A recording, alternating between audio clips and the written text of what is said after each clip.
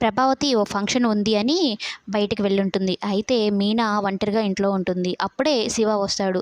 వచ్చి "అక్క, నాకు ఎడ్యుకేషనల్ టూర్ ఉంది కాలేజ్‌లో వెళ్ళాలి" అంటే "ఎంత అవుతుందిరా?" అని అడుగుతుంది. 8,000 దాకా అవ్వచ్చక్క అంటే "నా దగ్గర 3,000 ఉన్నాయిరా, ఎలాగోలా అడ్జస్ట్ చేసుకో, లేదంటే నెక్స్ట్ ఇయర్ వెళ్దువులేరా" అని చెప్తే శివ అంతకు ముందులా కాదు, ఇప్పుడు చాలా మారిపోయాడు. సరే అని వాళ్ళ అక్క బాధను అర్థం చేసుకొని వెళ్ళిపోతాడు.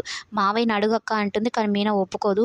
ఇక బాగా ఆకలితో వచ్చేస్తాడు బాలు. "నాన్న, ఈరోజు ట్రిప్పుల మీద ట్రిప్పులు నాన్న, డబ్బులు కూడా బాగానే వచ్చాయి, ఆకలి దంచేస్తుంది నాన్నోయ్, ఏదో ఒకటి తినాలనేది చెప్పడంతో ఇక ప్రభావతి ఫంక్షన్కి వెళ్ళింది కదా, ఏం కూర వండాలో కూడా చెప్పేసి వెళ్ళదు. ఒకవేళ మీనా ఏమైనా చేద్దామా అంటే వచ్చి "ఈ కూర ఎందుకు చేసావు" అది ఇదని నానా రకంగా వాయించేస్తుంది.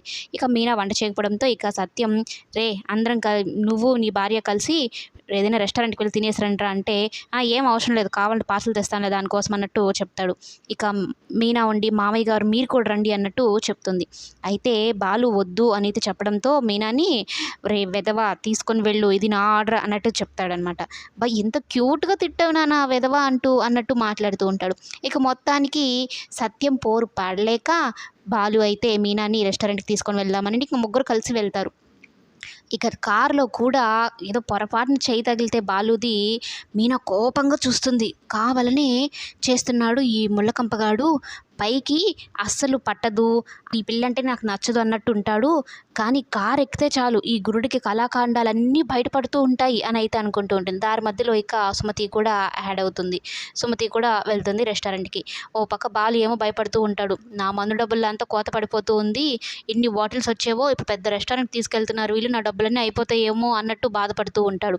ఇక ఏ మాటకి ఆ మాట చెప్పుకోవాలి, కానీ బాలు ఎక్స్‌ప్రెషన్స్ కానీ, డైలాగ్ డెలివరీ కానీ చాలా బావుంటుందండి.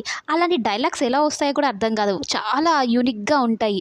ఇప్పుడే కొత్తగా మాట్లాడుతున్నాడు అన్నట్టుగా అనిపిస్తాయి. ప్రతి ఒక్క డైలాగ్ అలాగే ఉంటుంది. ఇక మీనాని "ఏంటి పిచ్చి చూపులు చూస్తున్నావు? ఓహో, నువ్వెప్పుడు ఇక్కడికి రాలేదు కదా" అని అంటూ ఉంటే ఇక మీనా కూడా ఉండి "నువ్వేదో పెద్ద వచ్చినట్టు, నీకు ఆ మందుల షాపులు తప్పితే ఇంకేం తెలుస్తాయి, కనీసం ఆ బ్రాండ్లు తప్పితే ఇక్కడ ఏమైనా మెనూలో ఉండేటివి ఏమైనా తెలుస్తాయా" అన్నట్టు బాలుకి ఫుల్ కౌంటర్ ఇచ్చేస్తుంది. సత్యం మీనా ఏం మాట్లాడినా సరే "అబ్బా, నా కోడలు సూపర్ సూపర్‌గా పంచ్ ఇచ్చేసింది రే బాలు, నీకు కరెక్ట్‌గా దొరికిందిరా" అన్నట్టు మాట్లాడుతూ ఉంటాడు.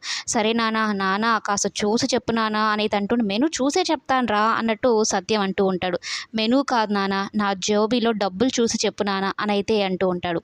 ఇక అక్కడైతే ఫన్నీగా సాగిపోతూ ఉంటుంది. ఓవైపు మనోజ్ పరిస్థితి అయితే ఒక్క పూట తిండి కోసం చాలా కష్టాలు పడుతూ ఉంటాడు. అప్పుడే ఒక ఆయన వచ్చి ఈ సామాన్లని ఒక రెస్టారెంట్‌కి మోసుకొని వెళ్తే "నీకు బిర్యానీ పెట్టిస్తానన్నట్టు" చెప్పడంతో చాలా సంతోషపడతాడు.